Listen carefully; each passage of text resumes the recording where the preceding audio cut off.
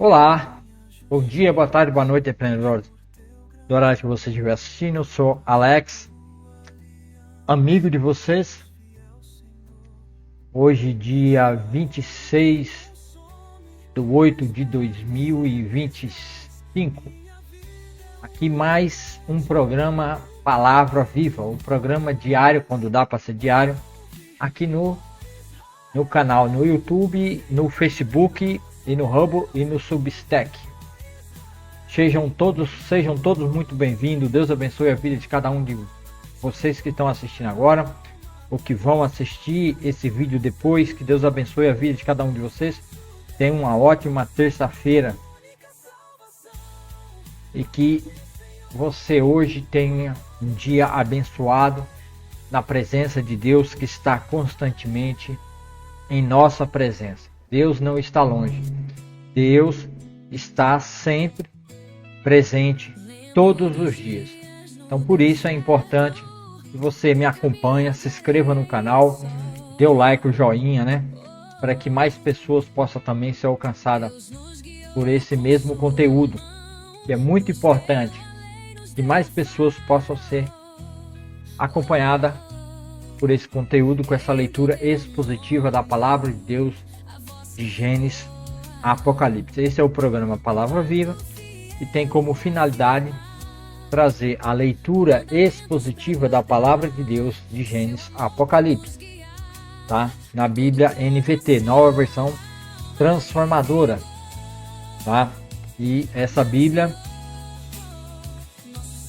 pode acompanhar aqui do lado também, ela tem um app, um aplicativo qual você acompanha os estudos e faz estudo, né? Ela tem devocional, multimídia, Bíblia impressa, estrutura, uma Bíblia fininho.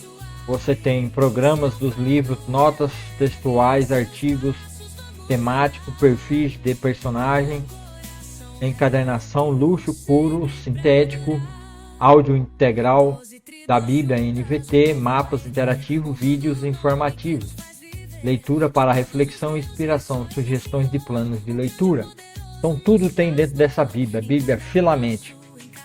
A Bíblia Filamente, uma das melhores Bíblias já criada e feita com app, com o aplicativo. Bom, então adquira a sua Bíblia Filamente. Bom, Filamente, o nome está ao contrário aí por causa da câmera que está invertida, que não está invertida, tá bom? Então, uma Bíblia slim, uma Bíblia fininha, você pode carregar. Ela não tem as notas de rodapé, os estudos de rodapé, não está na própria Bíblia, está no aplicativo da Bíblia, tá? E eu estou fazendo a leitura por essa tradução, tá?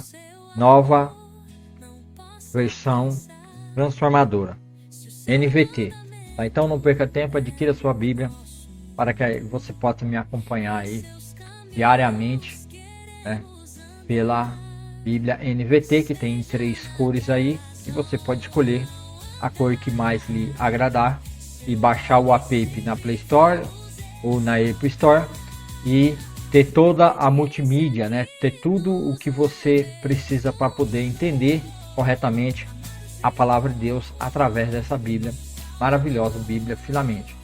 Então é muito importante que você esteja nos acompanhando e fazendo a leitura. Então fica aí que hoje nós vamos dar continuidade à leitura expositiva da palavra de Deus de Gênesis e Apocalipse.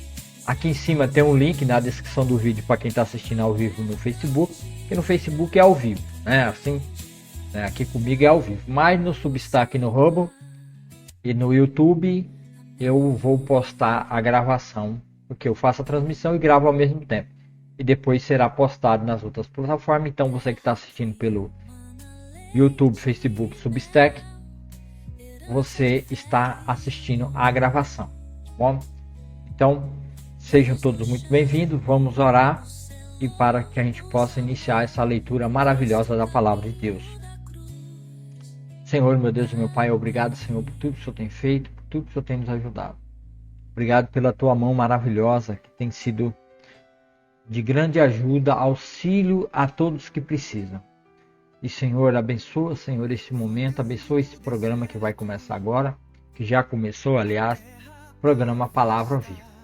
Ajuda-nos, Senhor, a entender e compreender teu discernimento correto desse tempo e dessa época, o qual foi escrito o 1 Samuel, capítulo 13, 14 e 15, essa porção da palavra de Deus. Ajuda-nos, Senhor, a entender e compreender essas coisas, porque precisamos de Ti. Abençoa todas as pessoas que vão assistir ao vivo agora, por todo o Brasil, toda essa nação brasileira. Abençoa, Senhor. Derrama das suas ricas bênçãos sobre a vida de cada um. Pessoas que estão nos leitos de hospitais, pessoas que estão passando por necessidade, por fome, pessoas que não têm o que comer, se alimentar. Abençoa essas pessoas, ajuda essas pessoas, ó Pai amado, Pai querido. Também as pessoas que estão nos hospitais, estão numa UTI, estão desenganados pelos médicos, que o Senhor entre nessas vidas através dessa leitura dessa palavra.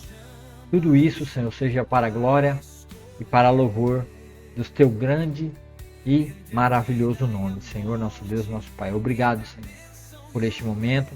Abençoa, Senhor, esse momento que vamos ter. Abençoa essa leitura, abençoa essas plataformas, Facebook ao vivo. Senhor, que ele não possa, que ele não segure e não detenha os números do algoritmo para poder impedir o alcance de mais gente por todo esse Brasil, Senhor.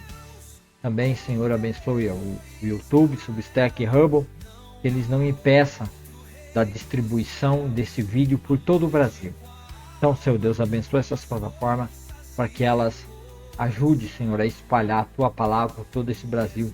Que esses números de algoritmos, Senhor, que são feitos para deter a Tua palavra, agora, Senhor, em nome de Jesus, seja desfeita toda essa amarração que há no canal Palavra do Avivamento, que impede que o canal cresça, que mais pessoas sejam alcançadas pela Sua palavra.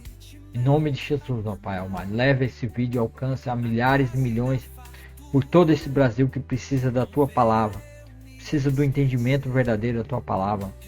Em nome de Jesus, ó Senhor Deus, que isso aconteça para a glória de Deus, que o Senhor nosso Deus seja glorificado e cresça cada vez mais e que eu diminua. Pai, que o Senhor cresça. Em nome de Jesus, amém. E amém. Amém, meus queridos. Mais um momento aqui no programa Palavra Viva. Esse é o programa dedicado ao ensino e à leitura expositiva da Palavra de Deus, porque sem a exposição da Palavra de Deus não haverá avivamento nesse país e nessa nação. Bem, hoje quero mostrar aqui mais uma Bíblia de estudo, só que essa Bíblia de estudo, ela contém os estudos na própria Bíblia, mas também é uma ótima Bíblia, que é essa Bíblia aqui, ó, a Bíblia de Scofield. O nome está ao contrário, é por causa da câmera que não está invertida, tá? Está invertida aí. Da Bíblia de Scofield, uma ótima Bíblia, capa de couro, luxo, tá? Os estudos e notas ficam na própria Bíblia, tá? Então aqui na própria parte de baixo da Bíblia contém a nota de estudo, não é no aplicativo, é na própria Bíblia, você vai ler na própria Bíblia. Então aqui tem as notas de rodapé de discernimento teológico e assim você vai ler. Essa Bíblia aqui não é NVT, a versão dela é AEC, Almeida Edição Contemporânea, tem uma leitura mais fluida, é uma forma bem mais compreensível de se ler, colocando alguns artigos, trocando alguns pronomes e alguns artigos, né, que são mais tradicionais e trazendo para a linguagem de hoje, tá? Então essa também é uma ótima Bíblia para você adquirir e comprar, que é a Bíblia de Estudo Scofield, tá bom? Hoje nós vamos adentrar a leitura de 1 Samuel capítulo 3, 14 e 15.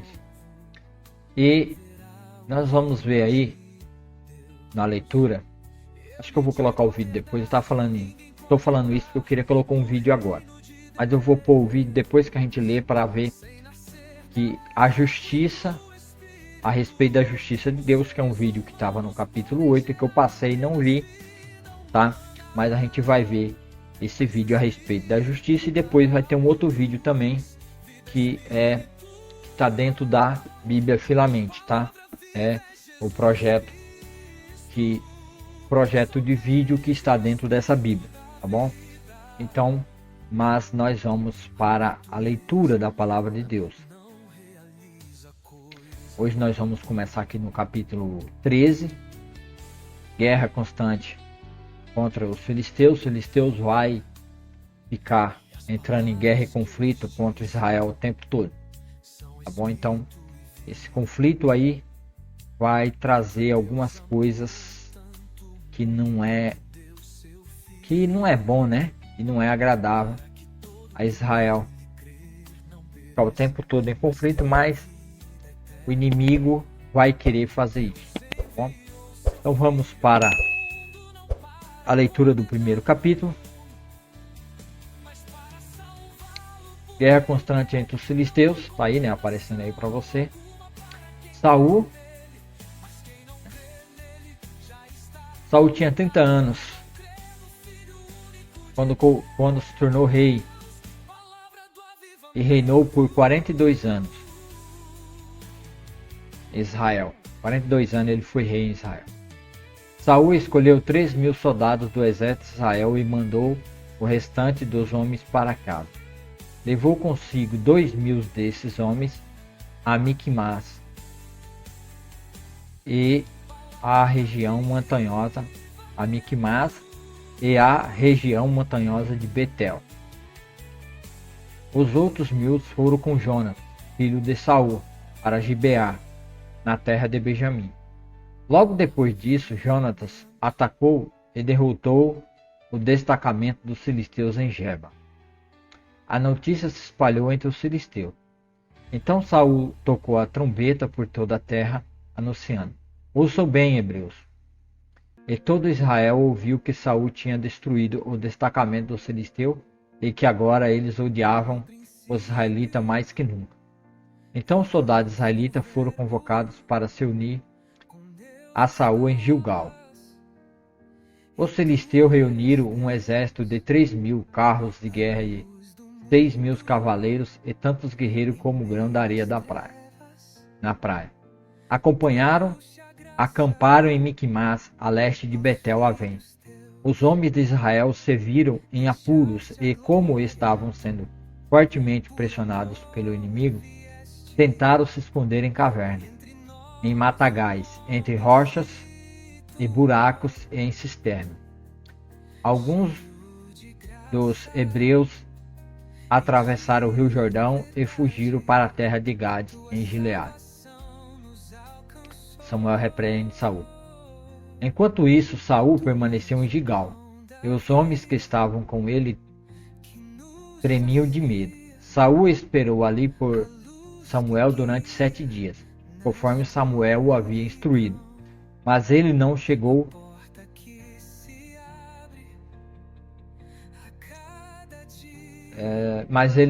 Então Samuel não chegou.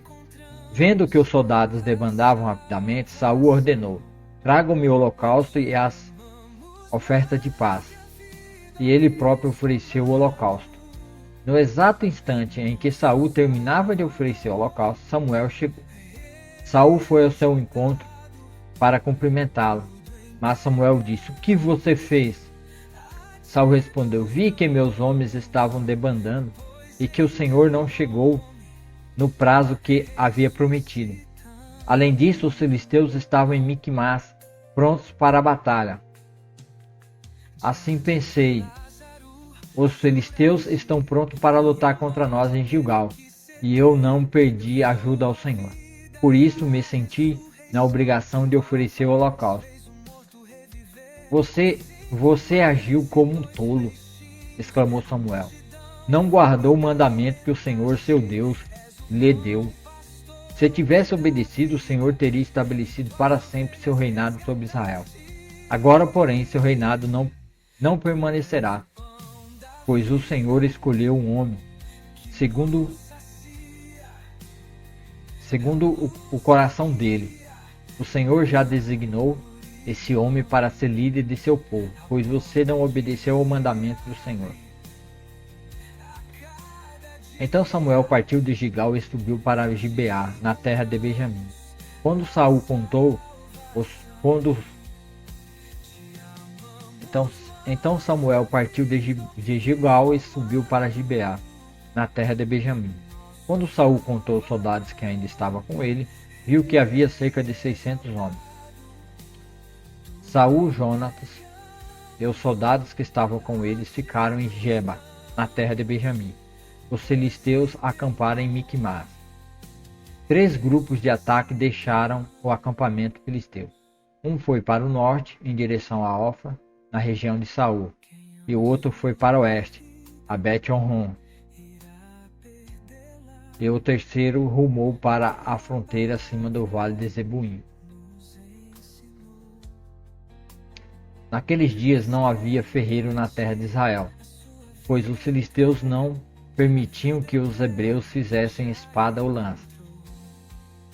Assim, sempre que o povo de Israel precisava afiar seus arados, enxadas, machado e foices, tinham de levá-los a um ferreiro filisteu.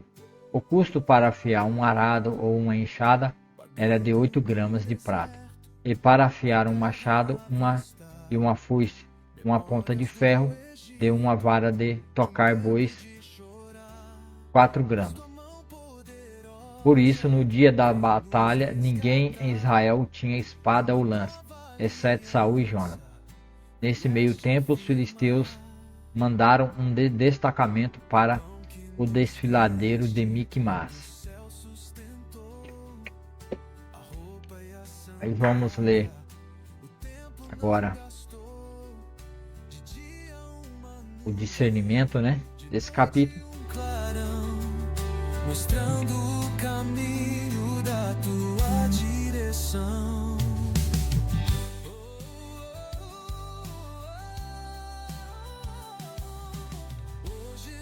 Aqui o 1 Samuel, capítulo 3, 14 e 15, a importância de Saul e a pedra e a perda do reino, a fé de Jonatas e a insegurança de Saul.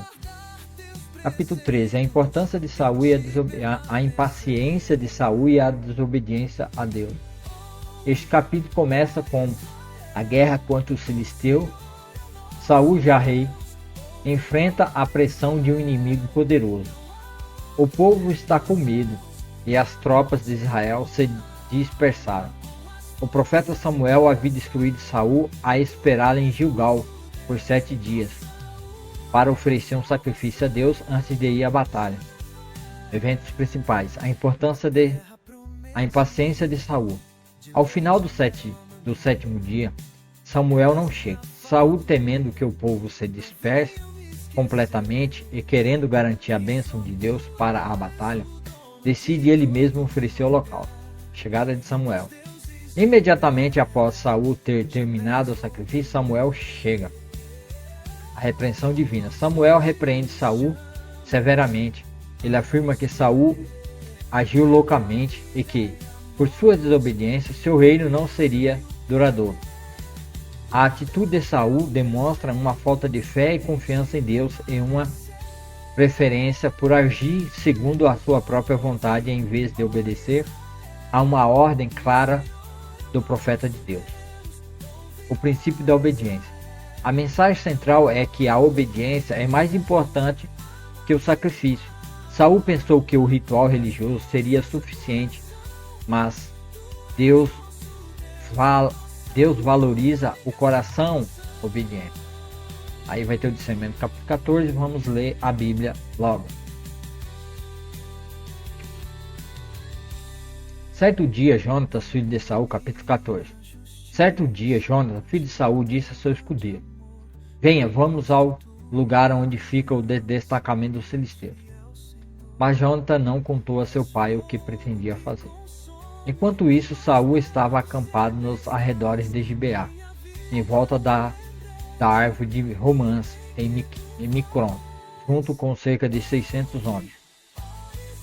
Entre eles estava Ahias, o sacerdote, que levava o colete sacerdotal.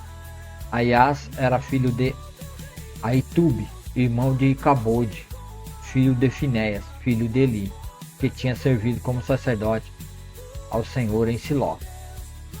Ninguém percebeu que Jonatas havia saído do acampamento.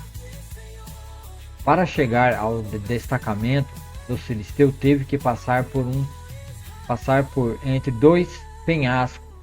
Um se chamava Bosas e o outro chamava Sene.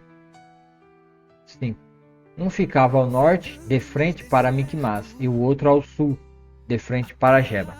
Jonatas disse ao seu escudeiro: vamos atravessar até o destacamento daqueles incircuncisos. Quem sabe o Senhor nos ajudará, pois nada pode deter o Senhor. Ele pode vencer com muitos guerreiros, também com apenas uns poucos. 7. Faça o que lhe parecer melhor, respondeu o escudeiro. Eu seguirei para onde o Senhor for. Pois bem, disse Jonatas, vamos atravessar e deixar que nos vejam. Se disserem, fiquem onde estão, ou mataremos vocês, ficaremos parados e não iremos até eles. 10. Mas se disserem, suba até aqui e lutem, então subiremos, será sinal de que o Senhor os entregará em nossas mãos. Quando os filisteus os viram chegando, gritaram, vejam, os hebreus estão saindo dos buracos onde estavam escondidos. Então os homens do destacamento gritaram para Jonatas e seu escudeiro: subam até aqui e nós lhes daremos uma lição. Venham, subam logo atrás de mim, disse Jonatas ao seu escudeiro. E o Senhor entregou os filisteus das mãos de Israel. Então subiram, usando os pés e as mãos. Jonatas derrubava os filisteus, e atrás dele seu escudeiro os matava. Mataram no total cerca de 20 homens, numa pequena porção de terra. De repente, o pânico tomou conta do exército filisteu, tanto no acampamento como no campo, e também nos destacamentos e nos grupos de ataque. Naquele instante houve um terremoto, e todos se encheram de terror.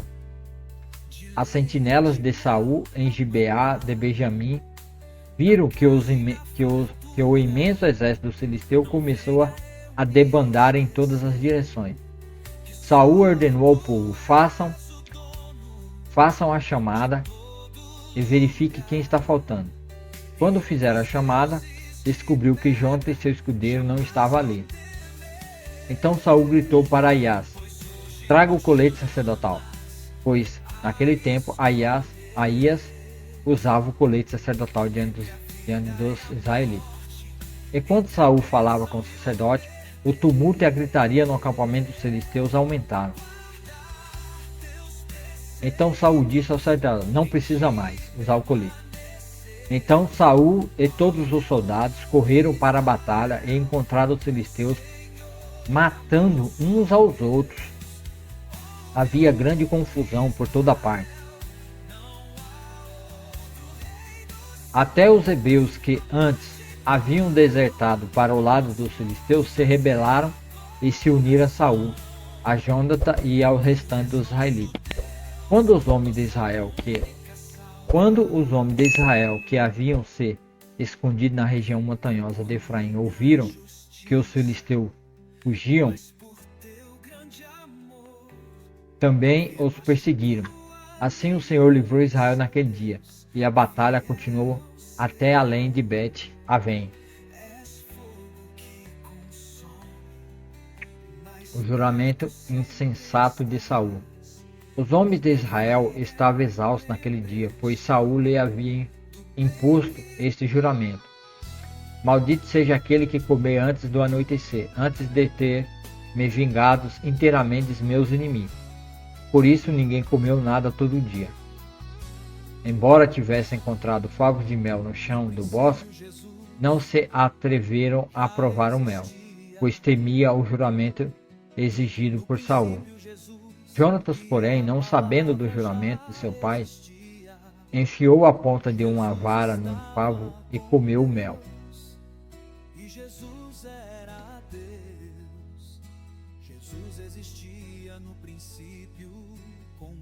comeu o mel, né? E comeu o mel. Depois de comer, recuperou as forças. Vendo isso, um dos soldados lhe disse: seu pai obrigou o exército a fazer um juramento severo, pelo qual quem comer alguma coisa hoje será maldito. Por isso todos estão exaustos. Meu pai trouxe desgraça sobre o povo, exclamou Jonas. Veja como recuperei as forças depois de provar um pouco de mel. Se os homens tivessem recebido permissão para comer à vontade do alimento que encontraram entre os inimigos, imagine quantos filisteus mais teríamos matado. 31. Os israelitas perseguiram e mataram os filisteus o dia todo, desde Miquimás até Aijalon, e ficaram cada vez mais enfraquecidos. Naquela noite tomaram apressadamente os despojos da batalha, mataram ovelhas, bois e bezerros e comeram a carne com sangue. Alguém foi dizer a Saul: veja, os soldados estão pecando contra o Senhor, comendo carne com sangue. Vocês cometeram um grande pecado, disse Saul. Procurem uma pedra grande e tragam-na para cá. Depois saiam entre os soldados e digam: traga os bois e as ovelhas até aqui. Abatam os animais e deixem o sangue escorrer antes de comer. Não peque contra o Senhor, comendo carne ainda com sangue. Naquela noite, portanto, todos os soldados levaram os animais e os abateram ali. Então Saul constituiu um altar para o Senhor. Foi o primeiro altar que ele construiu para o Senhor. Depois Saul disse: vamos perseguir os filisteus a noite toda, saqueá-los até o amanhecer e destruir até o último deles. Seus homens responderam: faremos o que o rei achar melhor. O sacerdote, porém, disse: primeiro vamos consultar a Deus. Então Saul perguntou a Deus: devemos ir atrás dos filisteus? Tu os entregarás nas mãos de Israel? Mas Deus não lhe deu resposta naquele dia. Então Saul ordenou: todos os comandantes dos exércitos, apresente-se a mim. Descubra como e por que aconteceu esse pecado. Tão certo como vive o Senhor, aquele que resgatou Israel, o culpado morrerá, mesmo que seja meu filho Jonas. Contudo, ninguém lhe disse nada. Saul disse a todo Israel: Jonatas e eu ficaremos aqui, e todos vocês ficarão ali. E os homens responderam: faça o que o rei achar melhor. Em seguida Saul orou: ó Senhor, o Deus de Israel, mostra-nos quem é o culpado, quem é inocente. Por sorteio, Jonatas e Saul foram escolhidos como sendo os culpados, e o povo foi declarado inocente. Saul disse: faça outro sorteio entre mim e Jonatas. E Jonatas foi escolhido como culpado. Diga-me o que você fez, ordenou Saul. Provei um pouco do mel, confessou Jonatas, pois apenas uma pequena porção na ponta da minha vara e estou pronto para morrer. Então Saul disse: sim, Jonatas, você deve morrer, e que Deus me castigue severamente se você não for morto por isso. Os soldados, porém, disseram a Saul: Jonatas conquistou esta grande vitória para Israel. Acaso ele deve morrer? De maneira nenhuma. Tão certo como o Senhor vive, ninguém tocará no fio da cabeça de Jonatas, pois hoje Deus o ajudou a realizar um grande feito. E assim o povo salvou Jonatas da morte. Então Saul deixou de perseguir os filisteus e eles voltaram para sua terra. A vitórias militares de Saul. Depois que Saul havia se firmado como rei de Israel, lutou contra seus inimigos ao redor, contra Moabe, Amon, Edom, contra os reis de Zoba e contra os filisteus. E para qualquer lado que se voltava, era vitorioso. Realizou grandes feitos e derrotou os amalequitas, livrando Israel de todos os que o haviam saqueado. Os filhos de Saul eram Jonatas, Isbosete e Malquizua. Também tinham duas filhas, Merabe, a mais velha, e Mical, a mais nova. A esposa de Saul se chamava Ainoã, filha de Ahimaás. O comandante do exército de Saul era Abner, filho de Ner, tio de Saul. Quis, pai de Saul, e Ner, pai de Abner, eram filhos de Abiel. Os israelitas lutaram ferrenhamente contra os filisteus durante toda a vida de Saul.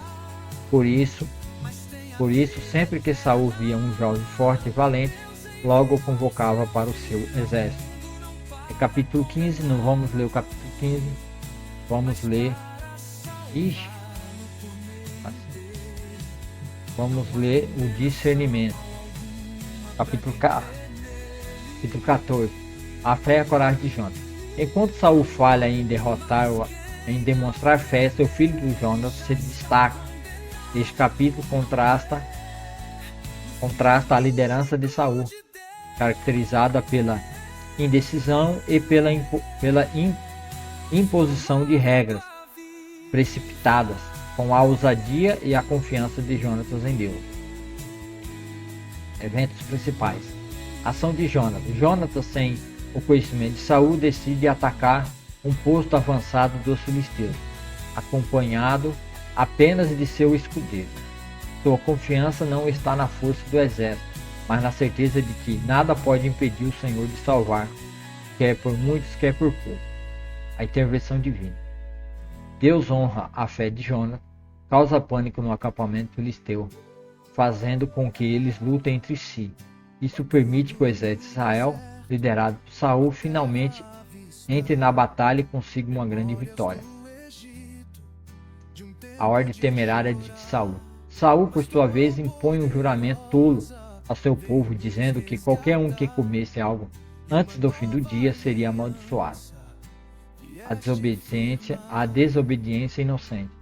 Jonathan, que não sabia do juramento, come um pouco do mel e é descoberto.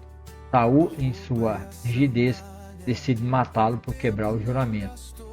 Intervenção do povo. O povo se recusa a permitir que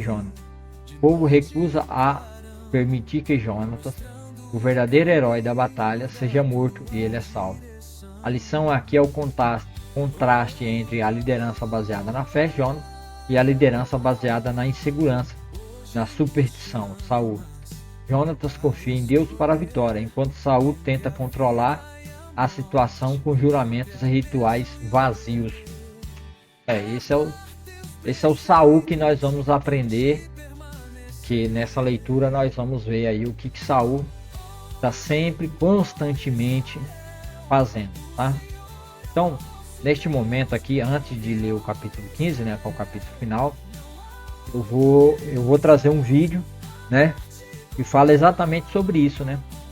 Fala exatamente sobre justiça, né?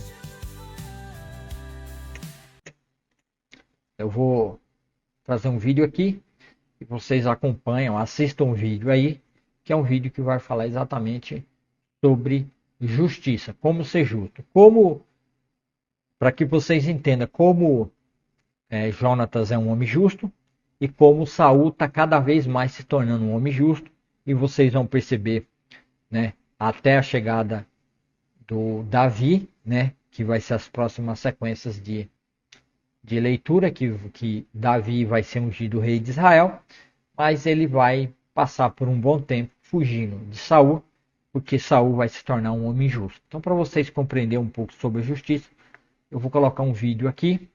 Esse vídeo é da multimídia, tá? Da multimídia do aplicativo Filamente, tá? Tá dentro esse vídeo, 2 vídeos que vai ter hoje aqui está dentro da Bíblia Filamente, tá? Então, deixa de adquirir sua Bíblia Filamente, tá bom? Vou trazer o vídeo aqui, eu vou fechar meu microfone.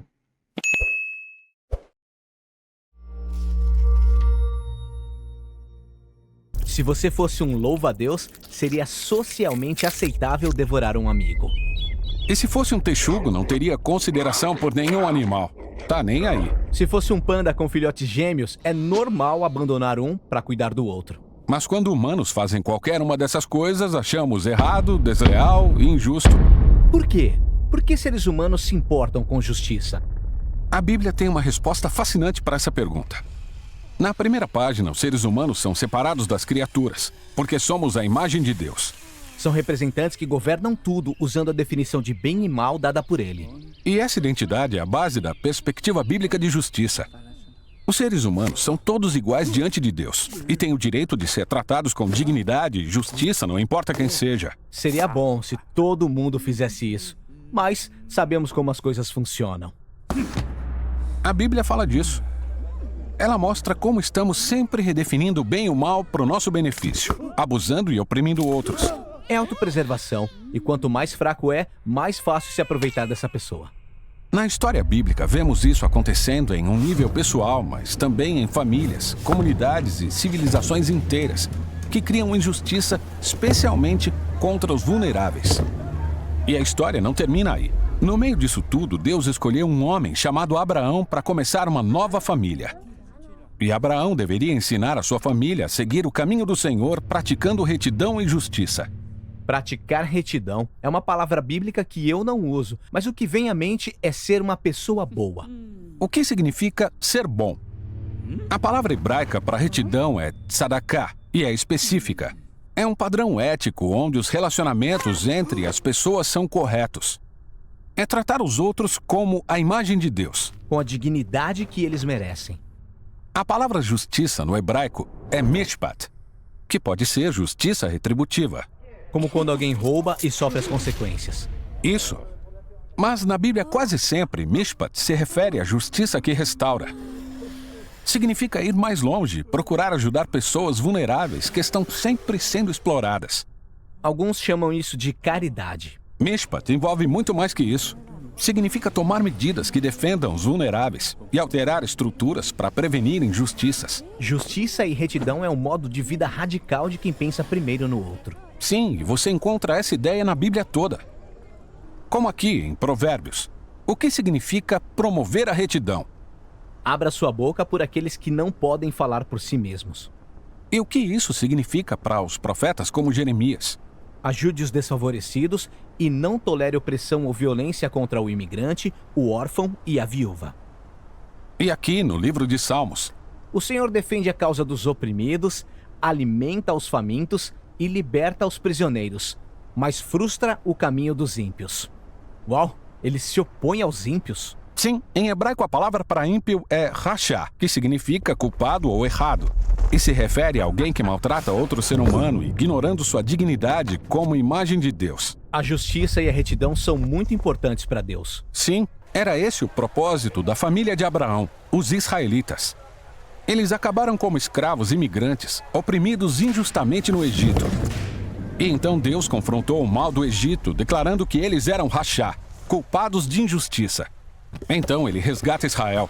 Mas a ironia na história do Antigo Testamento é que essas pessoas redimidas cometeram os mesmos atos de injustiça contra os vulneráveis. Então Deus enviou profetas que declararam Israel culpado. Mas eles não eram os únicos. Havia injustiça em todo lugar. Sim, alguns cometem injustiças o tempo todo. Outros se beneficiam com privilégios de estruturas sociais injustas sem perceber. É triste, mas a história mostra que, quando os oprimidos chegam ao poder, quase sempre viram opressores. Então todos participam da injustiça, ativa ou passivamente, até mesmo sem querer. Todos nós somos culpados. E essa é a mensagem surpreendente da história bíblica.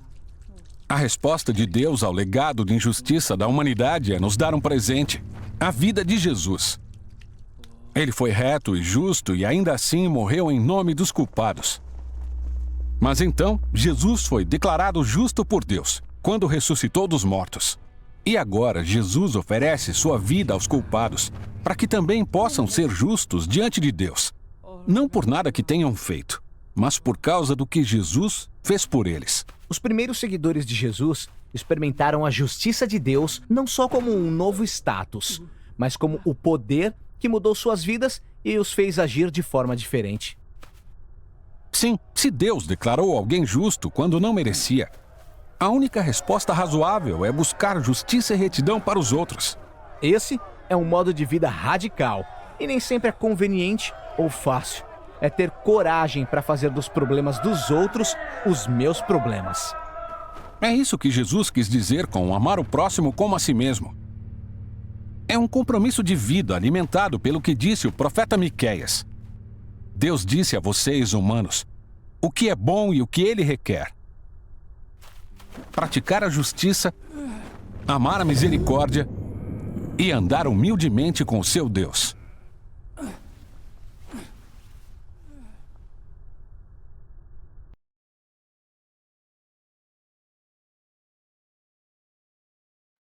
Pronto. Aí, né? Nós tivemos aí o vídeo, né, falando sobre justiça, a justiça que deve ser feita, como o que é a justiça na Bíblia. Então, se você que está assistindo esse meu vídeo e ainda não tinha se atentado o que é a justiça, agora você assistiu o vídeo e viu aí o que é de fato a justiça de Deus. Então, vamos continuar na nossa leitura, né, que já está 42 minutos. Vamos ler aí o capítulo 15, né? Que é o capítulo 15 para a gente terminar. A gente ir aí em frente, né, na nossa leitura. Certo dia Saul disse a Saul. Certo dia Samuel disse a Saul: foi o Senhor que me enviou para ungir o rei de seu povo Israel. Agora ouça essa mensagem do Senhor. Assim diz o Senhor dos Exércitos: resolvi acertar as contas com a nação de Abimeleque, por ter se colocado contra Israel quando o povo saía do Egito. Agora vá e destrua completamente a nação amalequita. Homens, mulheres, crianças, recém-nascidos, gado, ovelhas, camelos e jumentos. Então Saul reuniu seu exército em Telaim.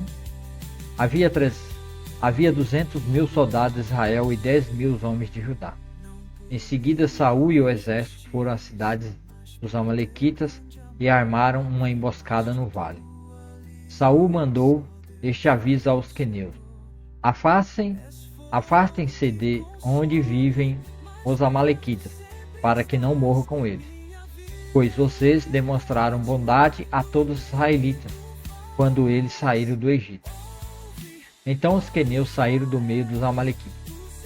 Saul atacou e derrotou os amalequitas desde Avilá até Zur, a leste do Egito. Capturou Agag, o rei amalequita, e destruiu completamente todo o povo. Saul e seus homens pouparam a vida de Agag, bem como o melhor das ovelhas, do gado, dos bezerros gordos e dos cordeiros. Destruíram apenas o que não tinha valor ou que era de qualidade inferior.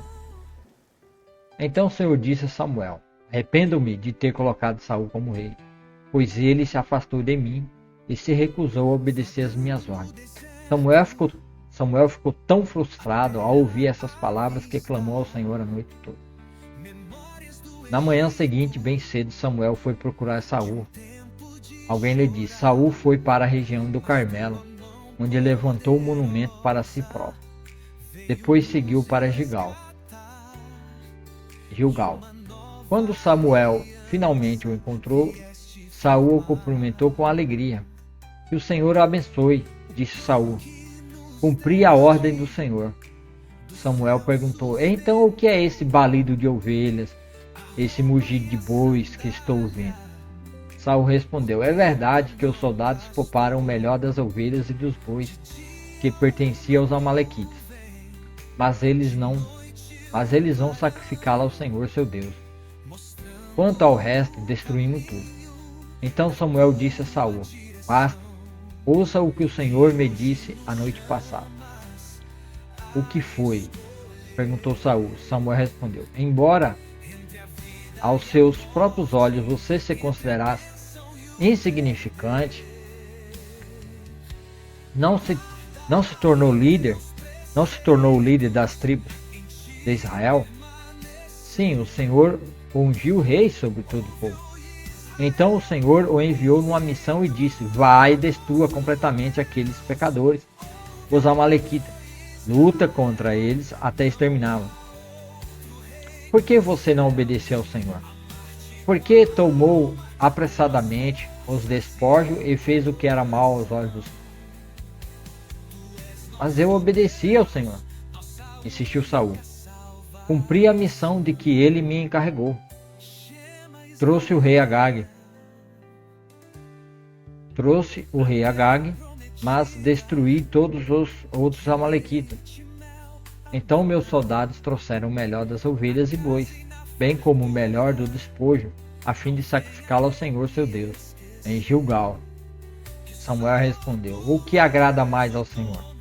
Holocaustos e sacrifícios ou obediência à voz dele?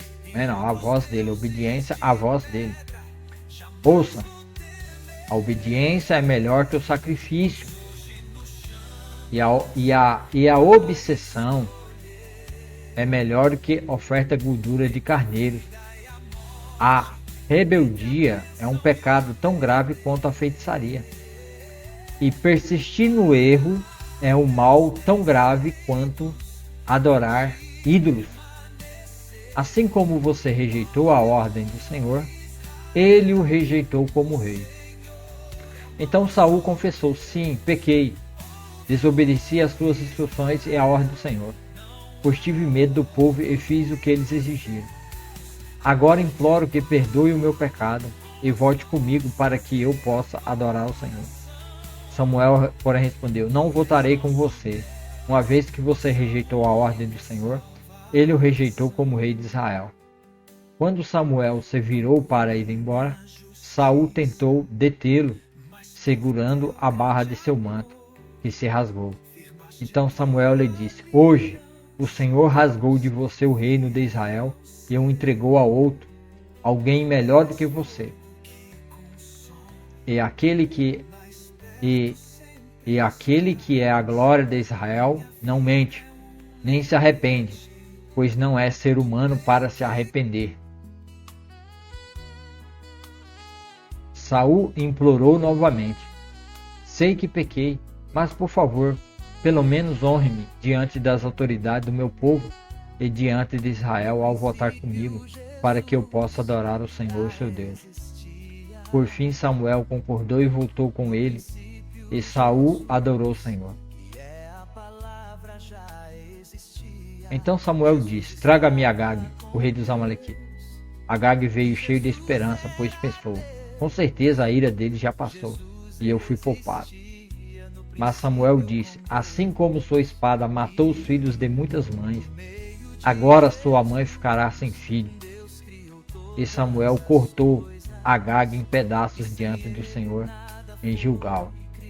Depois Samuel foi para Ramá, e Saul voltou para casa em Gibeá, sua cidade. Até o dia em que morreu, Samuel não voltou a ver Saul, embora sempre lamentasse o que aconteceu com ele. E o Senhor se arrependeu de ter estabelecido Saul como rei de Israel. Então aqui termina, né, a leitura desse capítulo, né? Vamos para o discernimento do capítulo, né? Que é o capítulo 15.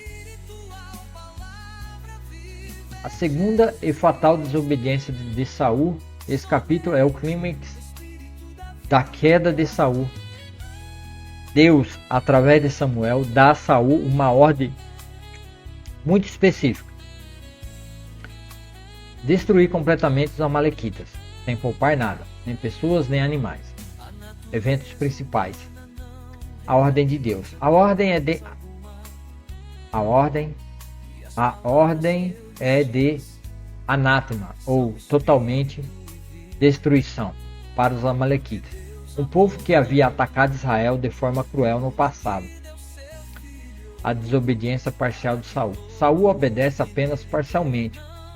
Ele derrota os amalequitas, mas poupa Agag, o rei, e o melhor do gado e das ovelhas, sob o pretexto de oferecer-lhe sacrifício a Deus. A confrontação e a repreensão no final. Samuel confronta Saul e novamente a repreensão é severa. Saul tenta justificar sua desobediência, mas Samuel o interrompe com uma frase mais poderosa do Antigo Testamento: eis que o obedecer é melhor do que o sacrificar, e o atender melhor do que a gordura de carneiros. As consequências. A desobediência de Saul é descrita como rebelião e idolatria. Como resultado, Deus rejeita Saul como rei. Samuel profetiza que o reino de Israel será tirado dele e dado a outra pessoa. A principal lição é que a desobediência a Deus deve ser total. Que a obediência a Deus deve ser total e incondicional e irrestrita. A desobediência parcial é, na verdade, uma desobediência completa. Saul se justificou com intenções religiosas, mas Deus viu sua arrogância e sua relutância em obedecer plenamente. Discernimentos geral e lições espirituais. Os 3 primeiros capítulos formam uma progressão trágica na história de Saul. Capítulo 13, sua impaciência leva à primeira grande falha. No capítulo 14, sua rigidez e insegurança são contrastadas com a fé de Jonas. Finalmente, no capítulo 15, sua desobediência total e sua autojustificação culminam na sua rejeição como rei. Esses textos nos ensinam sobre a importância de confiança em Deus. A confiança deve ser a base das nossas ações e não a nossa própria sabedoria, o controle. Obediência total. Deus não aceita obediência parcial ou a nossa maneira, ou nosso, do meu jeito, jeitinho brasileiro, A obediência é um reflexo de nossa fé e amor por ele. Humildade. Saul tentou justificar suas ações e não assumiu a responsabilidade por seus erros, o que o levou a uma queda ainda maior. Em suma, a história de Saul nesses capítulos é um poderoso lembrete de que um chamado divino e até mesmo dons de liderança não podem substituir a necessidade de um coração humilde e completamente submisso à vontade de Deus. E aqui encerra o discernimento desse capítulo,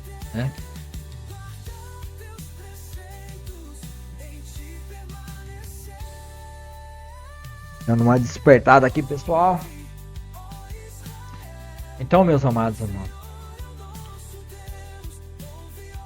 não se esqueçam que esse é o programa Palavra Viva, trazendo para você o programa Palavra, esse é o canal Palavra do Avivamento, trazendo um programa diário, quando dá para ser diário, Palavra do Avivamento. Então, que vocês possam estar aí, se inscrevendo no canal, dando joinha, um like. Não se esqueça de fazer isso, porque quando você dá o joinha, que é o like, o YouTube entende, o conteúdo é bom e manda para mais pessoas. Então, por isso, façam isso para poder estar ajudando aqui o canal. E eu vou trazer aqui, o último vídeo, é sobre sacrifício e propiciação, que é aquilo que Saul acabou fazendo erradamente, que não podia. Então agora vamos entender aí sobre sacrifícios e propiciações que Samuel tinha feito para ajudar e livrar Israel do filisteu, e que agora Saul pegou e fez por conta própria. Então vamos ver um pouco mais como funciona isso na prática.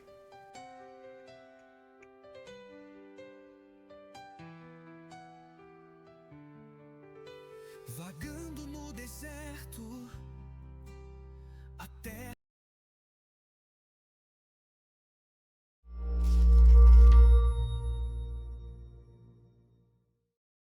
Todos desejamos que o mundo seja bom, que todos vivam em paz, agindo com amor e justiça.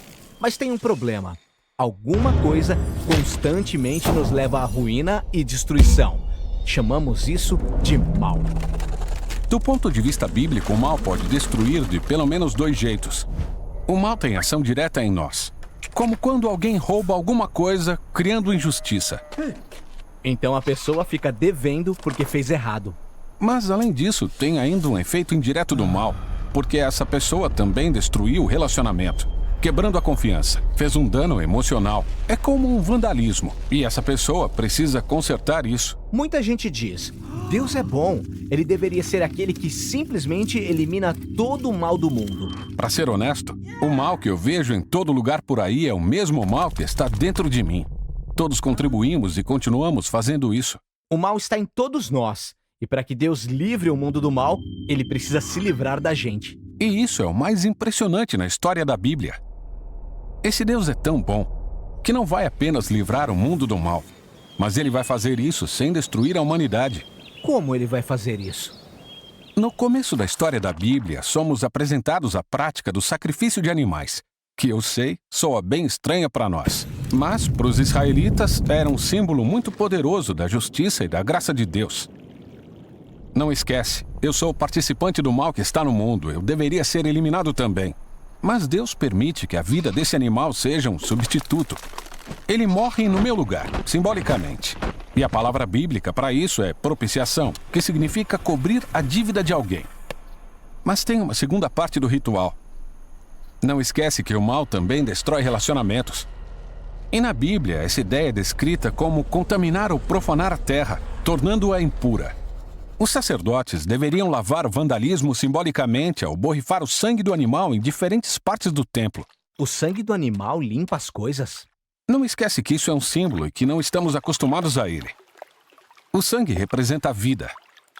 Esse sangue borrifado é a representação de como Deus está limpando as consequências indiretas do mal na sua comunidade. Na Bíblia, esse processo é chamado de purificação.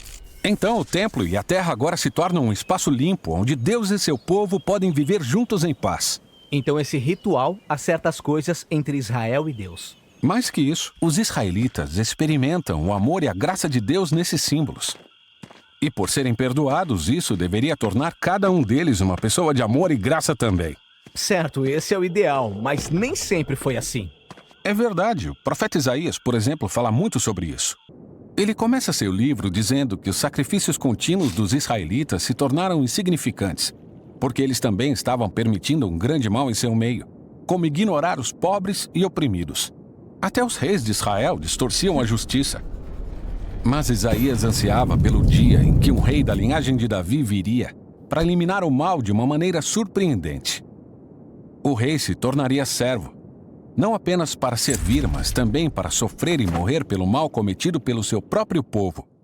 E sua vida seria oferecida como um sacrifício. Essa é a promessa que Jesus veio para cumprir. Ele é o rei de Israel, sofrendo e morrendo na cruz. Na verdade, Jesus usou as palavras de Isaías quando disse que veio para servir e dar sua vida em resgate de muitos. E a palavra resgate se refere a um sacrifício de propiciação. E por todo o Novo Testamento ouvimos sobre como a morte de Jesus foi um sacrifício de propiciação por todos nós. Ela cobriu a dívida dos humanos com Deus por contribuírem com todo o mal e a morte no mundo. E o Novo Testamento também fala da morte de Jesus como uma oferta de purificação. Ouvimos que o sangue de Jesus é como um símbolo de que sua vida tem a capacidade de lavar o vandalismo que o mal causou em nós e ao nosso redor, para que agora possamos viver em paz com Deus. Esse é o significado da morte de Jesus, mas a história continua. Sim, o Novo Testamento faz essa poderosa afirmação de que a morte de Jesus não foi o fim. Ele ressuscitou. Ele é o sacrifício que quebrou o poder da morte e do mal. Isso significa que ele vive para oferecer sua vida a qualquer um que o aceitar. Ele é o sacrifício perfeito. Todos os sacrifícios anteriores apontavam para ele desde o começo. Então, por causa de Jesus, os cristãos deixaram de participar de rituais de sacrifício animal. Mas receberam novos rituais. Jesus ensinou seus seguidores a cumprir 2 rituais. O primeiro é o batismo. Assim como Jesus morreu, entrar na água se torna a conexão pessoal que agora você tem com a morte dele. E quando sai da água, você simbolicamente ressuscita com Jesus. O batismo é esse ritual sagrado que conecta sua história com a morte e ressurreição de Jesus. O segundo ritual é a Ceia do Senhor, que relembra a última refeição de Jesus com os discípulos. Ele usou pão e vinho para retratar sua iminente morte como um sacrifício. E agora, todos os seguidores de Jesus usam o pão e o cálice regularmente para lembrar e participar do poder de sua morte e também da sua vida. Então esses rituais existem para nos lembrar do amor de Deus e nos encorajar a viver com amor e graça. Eles fazem mais que isso. Eles nos conectam a uma nova fonte de vida.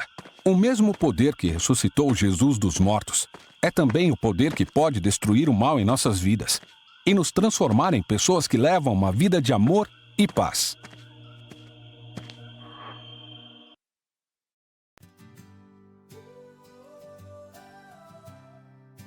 Aí, muito agora vocês entenderam o que é propiciação, né? O que aconteceu, que o profeta Samuel ia fazer para o povo de Israel irem guerrear contra os amalequitas, sendo perdoados e limpos dos seus pecados, porque eles estavam fazendo um serviço ao Senhor dos Exércitos. Então eles deviam se limpar antes através de um sacrifício. E Samuel é quem ia oferecer esse sacrifício para eles irem para a batalha limpos, purificados. Por quê? Porque o próprio Deus ia estar à frente deles. O próprio Senhor ia à frente deles. O anjo do Senhor sempre indo à frente para destruir e derrotar os inimigos de Deus.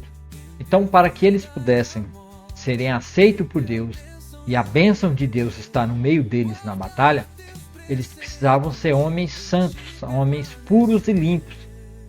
Então, por isso o sacrifício. Mas o sacrifício tinha uma ordem e tinha pessoas específicas que podiam fazer o sacrifício. E Saul não era uma dessas pessoas. Porque somente o sacrifício poderia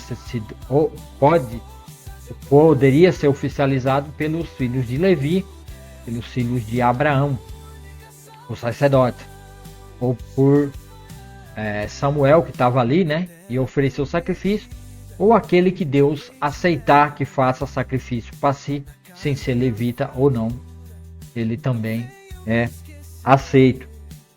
Então Jesus, assim prefigurando a vinda de Jesus, que viria também nos purificar, nos limpar, para que pudéssemos viver nesse mundo, aqui nessa terra, hoje que não temos mais inimigos, não são as pessoas, não são meus vizinhos, não são os países vizinhos que são meus inimigos.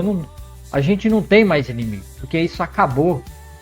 Jesus disse: fazer o bem àqueles que vos perseguem, né? Se tomarem a túnica, dê também a capa, né? Não resistais ao perverso, aquele que te bate na face esquerda, dê também a direita. Não resistais ao perverso, né? O homem mau, aquele que inventa coisas contra nós, aqueles que se declaram nosso inimigo. Então não resista a ele, deixa ele seguir a sua sequência, deixa ele viver neste mundo.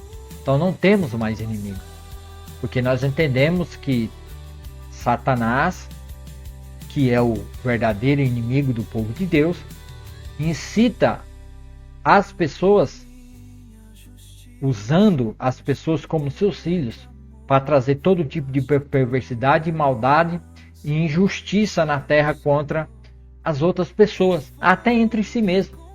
Então isso é injustiça, tá? Mas Cristo Jesus, como Cordeiro de Deus, morreu naquela cruz para que fosse feita justiça em nós, para que fôssemos justificados pelo sangue dele. E assim somos aceitos diante de Deus e somos purificados e limpos dos nossos pecados.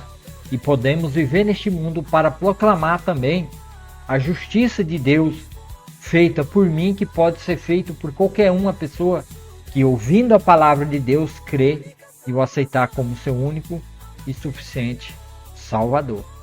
Tá? Então esse é o discernimento aí desse capítulo. E vamos orar, que já deu mais de 1 hora de vídeo. Vamos orar para a gente encerrar essa leitura, esse programa Palavra Viva, hoje aqui. Senhor, meu Deus e meu Pai, em nome de Jesus, ó Pai amado, Pai querido, abençoa, Senhor, a vida de cada uma pessoa que acompanha ao vivo pelo Facebook, aquelas que vão acompanhar depois pelo Substack, pelo Hub, pelo YouTube. Derrama da tua bênção, Senhor, sobre esses programas, sobre essas plataformas que vai receber esse vídeo depois. Abre as portas, Senhor, abre as portas do algoritmo para que eles não emperram. Por mais que as pessoas queiram emperrar, esse vídeo não seja emperrado e limitado pelo alcance do algoritmo do Facebook, do Hub e do Substack. Em nome de Jesus, ó Pai, abençoa essa plataforma, ajuda esse conteúdo a ser disseminado por todo esse Brasil, toda essa nação, em todo lugar onde há uma pessoa que precisa. Todos nós precisamos, Senhor, ouvir da Tua palavra, ouvir da Tua graça e da Tua salvação maravilhosa. Nos abençoe e nos ajuda nesse dia, ó Pai amado, Pai querido. Ajude, Senhor, a vida de cada um que assistiram ao vivo, que vão assistir depois pelo YouTube. Senhor, que as suas bênçãos estejam sobre a vida dessas pessoas em todos os lugares onde elas estiverem necessitando de salvação, de transformação, de perdão de pecado. Perdoa, Senhor, o pecado da nossa nação. Perdoa o pecado do Teu povo, da Tua igreja. Restaura o Teu povo através da leitura expositiva da palavra de Deus de Gênesis e Apocalipse. Pois assim nós oramos e clamamos pelas Tuas bênçãos sobre nosso país e a nossa nação. Em todo lugar desse Brasil. Em nome de Jesus. Amém e amém. E assim nós vamos encerrar hoje essa leitura. Muito obrigado a todos vocês. E quem vai ficar no YouTube, vou deixar 3 thumbzinhas aqui para você se inscrever no canal e começar a leitura expositiva de Gênesis e Apocalipse. Garanto para você que se você começar a fazer uma leitura junto comigo a partir de um desses sequência de playlist que vai ficar aqui, eu tenho certeza que sua vida será mudada, sua vida será transformada. Então, se você quer mudança de vida, se você quer transformação na sua casa, na sua família, no seu bairro, na sua rua, no seu bairro, no seu país, então vamos começar esse programa de leitura da Palavra de Deus de Gênesis e Apocalipse aqui no programa Palavra Viva, no canal Palavra do Avivamento, porque é para isso que existe esse canal. E para isso eu estou lendo a Palavra de Deus diariamente com vocês aqui, todos os dias. Quer mudança de vida? Quer transformação de vida? Então clica numa dessas telinhas que vai aparecer aqui na frente e comece hoje a leitura em Gênesis capítulo 3. Venha comigo, clique aqui num desses vídeos.